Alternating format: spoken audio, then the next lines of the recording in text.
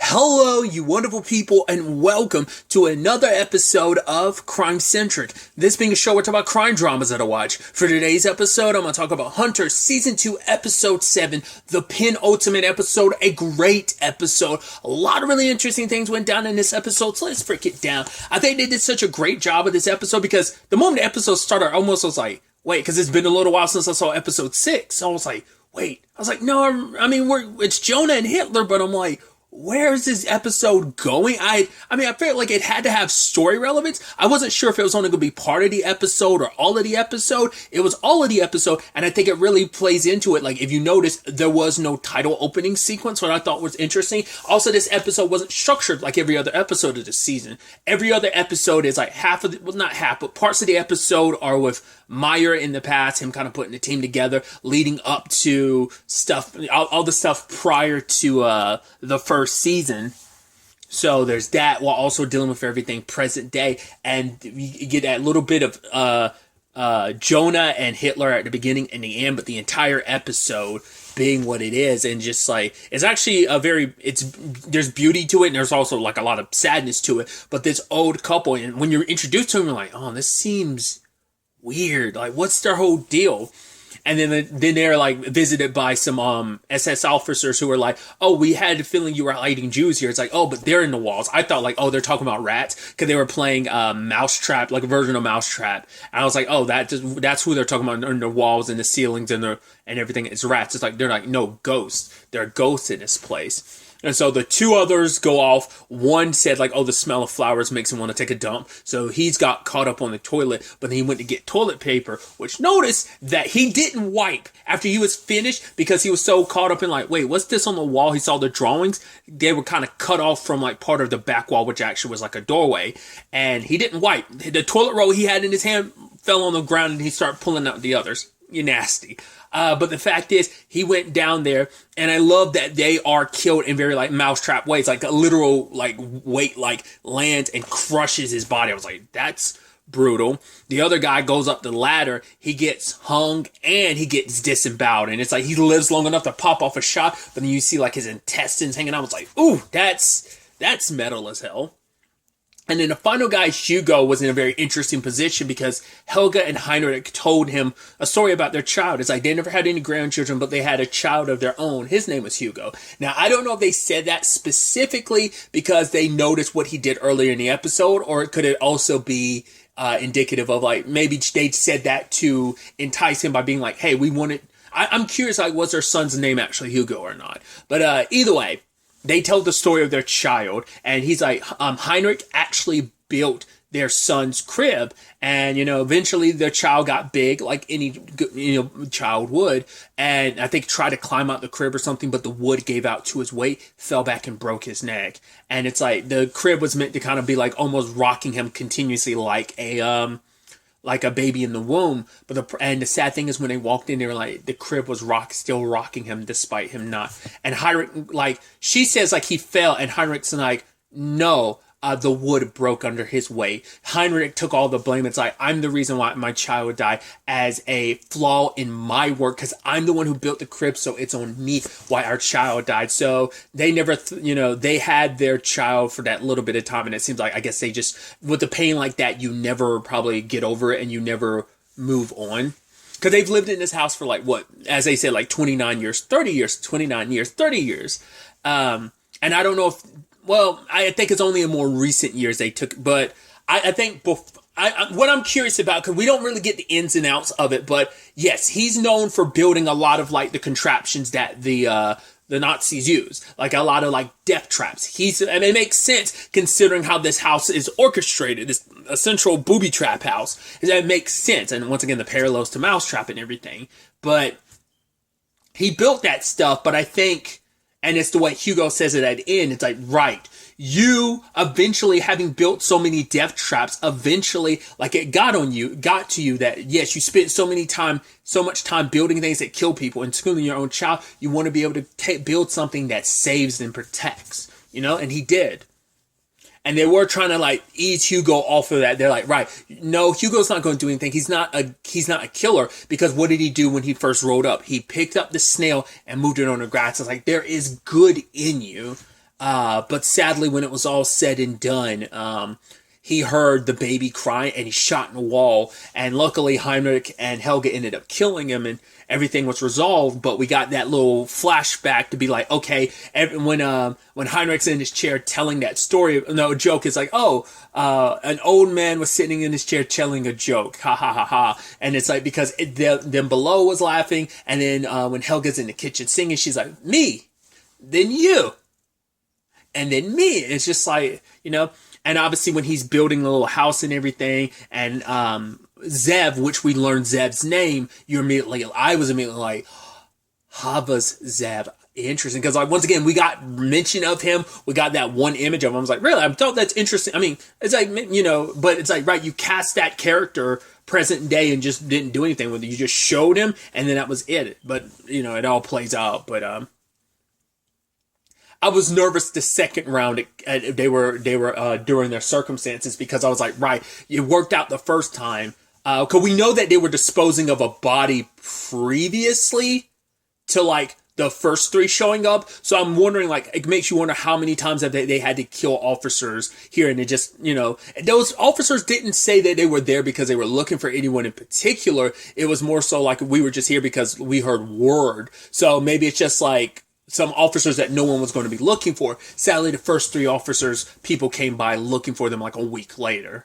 And they made you see immediately that Tomas is not Hugo, because Tomas picked up the snail, ripped off its shell, and threw it through one half one way and the other half the other. So kind of showing you who he is. And like he had this unnerving smile about himself. It's just like, oh, you look crazy as hell. And it kind of made Helga and Heinrich uneasy. It's all about, oh, you have such a beautiful home. I'd love to live in it someday or something like that. And it's like, oh, thank you. And the other two didn't find anything, but then Tomas killed them regardless, because he's like, right, we can't go back empty-handed, because if we did, there's three SS officers missing. Plus, so you would have lost your job. You would have lost your head. Plus, I also want this house. So it's a win-win-win all across the board. So one of the others agree. And I love one calls him a psychopath, which I was like, at first I was like, oh, that's an oxymoron. It's like, no, it's a redundancy, being like, yeah, a Nazi calling another Nazi a psychopath. That's the messed up nature, because it's just like, oh no, our thing is that we find the people who find the Jews, but we also kill Jews, and they laugh about it and stuff like that. It's like, yeah, that's the sad thing about it. It's like, yeah, how, it's like, oh, you must be a true psychopath if a psychopath is also calling you a psychopath. But it's like, no, doesn't make him any less of a psychopath as a Nazi who's full of hate and just loves and lives for killing Jewish people. It's sad.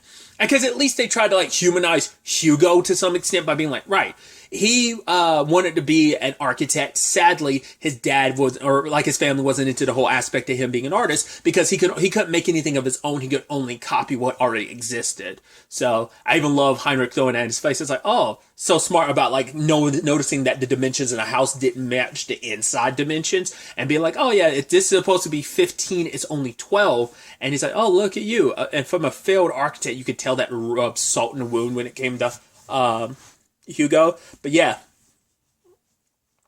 Tomas came back sometime later with his wife and son, and obviously everyone there is like, we should have run away when we had the chance. It's like, yeah, but go where? The nearest outpost is like 3 kilometers away. They would have eventually found us. So what were you going to do? Like, this place had become their home. It was their safety net for so long. Like, were we really going to, and like, all we have to do is just stay low. All we have to do is wait. And if, whatever, like a family's living here, all I have to do is take what we need. Do not take any more than that, because they'll start to notice. So, I mean, that's how people got onto them in the first place. Heinrich and Helga, is because they bought like 3 whole ducks. It's like, right, you're the only ones living here, so why would you need 3 whole ducks? And Helga justified it by, hey, we put some of them in the freezer. Like, she had some of the excuses lined up.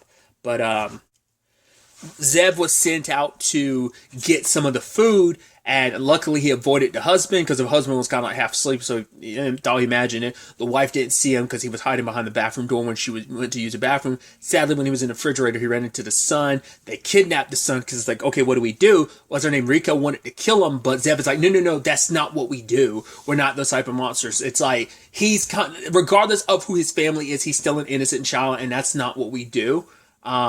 maybe on some level it's maybe just something instilled in him, or maybe it's a little bit instilled from like Heinrich and Helga. I don't know, but it's like, right, they took advantage of it. They led Tomas and his wife out into the, like, near the swamp where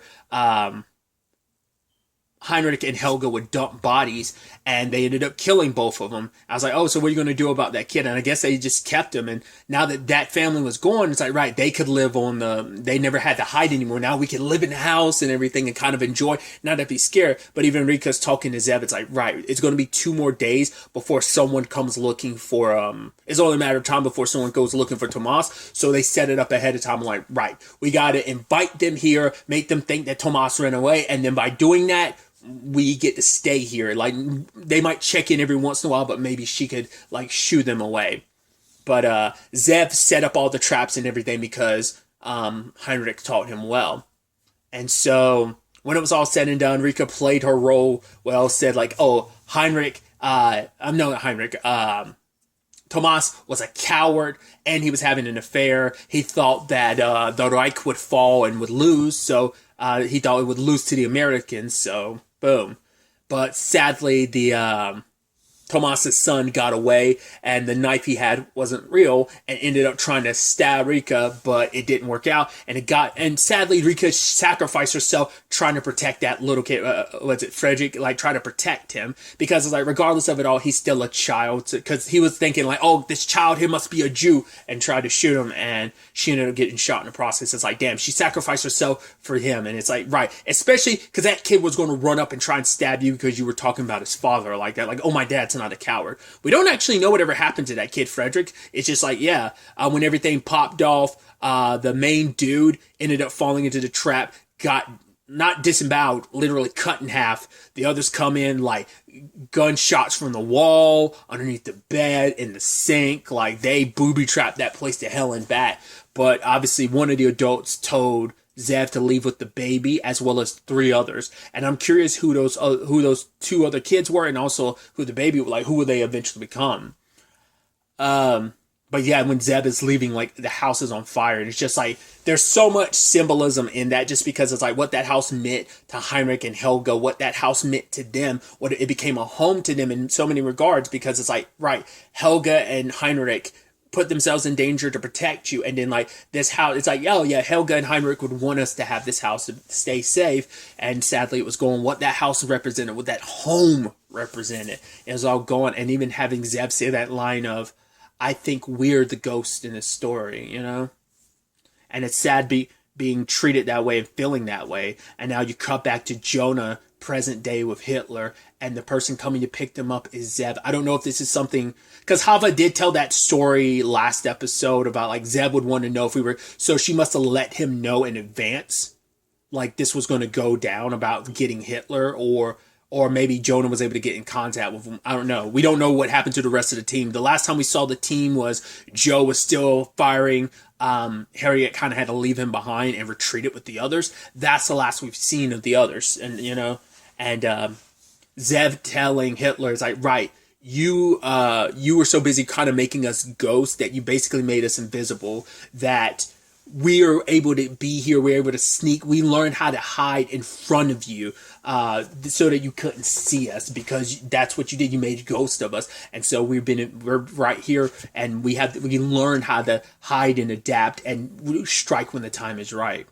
And that line from Zeb being like, did Hava know that you caught him? And Jonah's like, she's the reason why we did. She died not knowing that, but probably believing and hoping that Jonah would. And, you know, even saying that sad line of like, yeah, I'll be there at your wedding and stuff. Like, once again, it's like the only other family he has left is gone. I mean, hell, obviously things aren't working out with Clara. She ended up bailing, understandably so. But I mean, well, truth be told is, you can say like, well, he still does have a family because the Hunters are his family. So, despite the complicated past of what went down, and was it just, I think they just said generally South America. It was somewhere specific now. Once again, it's been a little while since I've seen the previous episode, so I can't remember off the top of my head.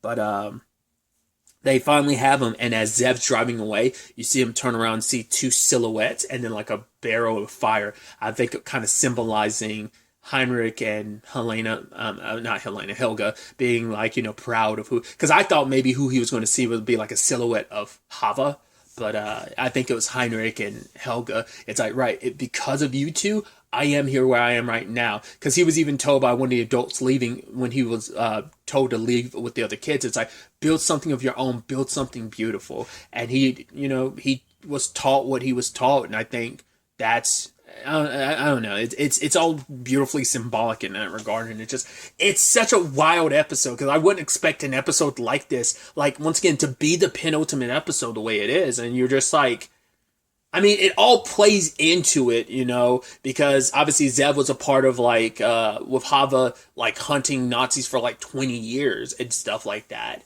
so. But it's still sad, like, right, he lost Heinrich and Helga, he lost everyone, kind of, once again, that home, and his next home that he found was with Hava, and eventually lost that, and now she's gone. It's just, there's just layers and layers upon just how sad that story is,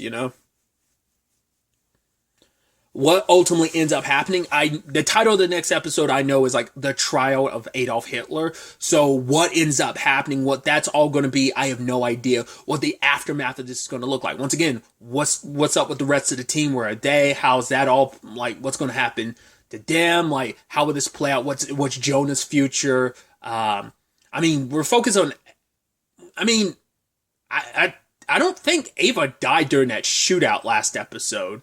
Because Hitler kept being like, oh, my people are going to follow me. It's like, well, we know Ava's going to try and take advantage of this because she gets to do what she wants. Now it's like, oh, Hitler's gone. It's like, oh, once again, she could create pretenses like, oh, we'll get him, we'll rescue him. But it's like, no, she's going to do her thing. Now, whether that comes up next episode, like from my recollection, and do correct me if I'm wrong, you didn't see her body in episode 6. I feel like they would have shown that like during the whole Hava shootout. Because also, she didn't kill every person there. She took some people down with her, but she went down. So we'll ultimately have to wait to see ultimately how the series comes to an end with the series finale. So, but really, that's all I wanted to talk about. Till the next time we meet, be happy, be safe, live life to the fullest, and enjoy it. Good day and goodbye.